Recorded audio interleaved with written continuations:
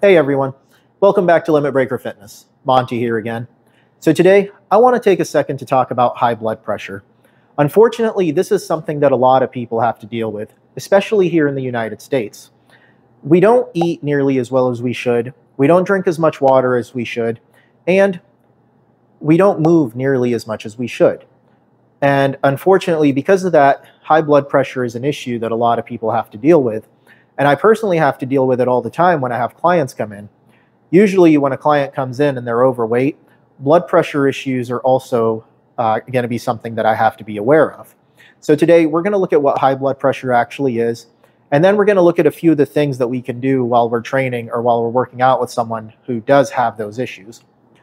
So we know that blood is transported through the body through the cardiovascular system.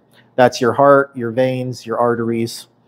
And while in the veins and arteries, you'll see that the blood is exerting pressure in all directions against the walls of those veins and arteries. And this is what your blood pressure actually is.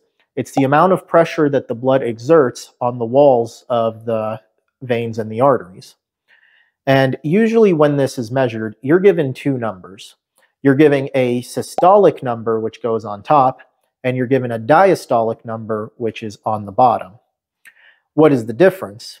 Well, your systolic blood pressure, this is the pressure in there while the heart is contracted. You see, when the heart contracts, it increases the pressure, and so the blood's able to move through the cardiovascular system. But the heart can't be contracted all the time. It's going to have to relax so it can refill with blood and keep it moving. So after it contracts, the heart is then going to relax and the blood pressure is going to drop. And this second measurement is what's known as your diastolic blood pressure. It's the amount of pressure that the blood exerts on the veins and arteries while the heart is relaxed. So that's really all there is to it. Is one is while the heart is contracting, your systolic, and the other is while the heart is relaxed, your diastolic. Now, I will put a graph or a chart down below here with the ranges that you want to be in and where you might fall on the scale of hypertensive or hypotensive. And obviously consult with your doctor, take their recommendations on what you should or shouldn't do. Now, if they do recommend that you exercise, there's going to be a few things that you want to keep in mind while you're training. Now, the first thing I want you to make sure you do is that you're never working out alone. God forbid something happens and you pass out or worse, and nobody's there to be able to get help. So make sure that you're never working out alone. Work out in a public setting, work out where there's other people, and if you need help, you can get some help. So that's the first thing. The second thing I want you to do is, whatever you're doing, make sure that your head stays above your heart. You don't want to have the blood all rushing to your head if you're doing something, if you're doing upside down hanging crunches, something like that. That's an extreme example, but you're definitely not going to want to do that if you have blood pressure issues, but something even more simple than that, say like a decline bench press, you're going to want to avoid something like that as well, because your head's going to be under your heart, and that just makes things a lot more difficult. So make sure that your head always stays above your heart. And that's the second thing I want you to make sure you do. The third thing I want you to make sure you do when you're working out with these issues is that I want you to avoid very jerky movements.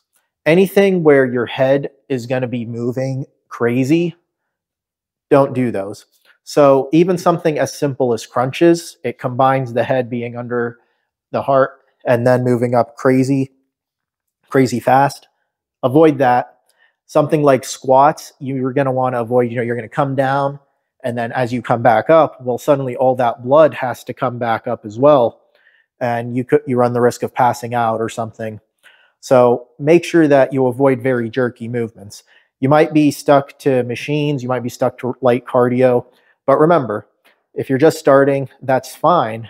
You want to build it up over time. And as your issues lessen and lessen, you can increase the intensity and you can start doing some of that other stuff. So what are you going to do if you're trying to work out and you have blood pressure issues? Well, always work out with somebody present. Always make sure that your head is above your heart. and avoid jerky movements. That's all I got for you today, guys. If you're interested in getting started on your fitness journey, I have a free program down below. It'll help you build the foundation that you need, and it comes with a full meal plan. If you're looking to work with me one-on-one and you want to get something more personalized, that'll be down below as well. Hit the link. You can schedule your session anytime. Well, not anytime. I do have availability, but go ahead, hit that, schedule your session, and see you next time. Oh, like, share, subscribe, and follow me on Instagram. See you later.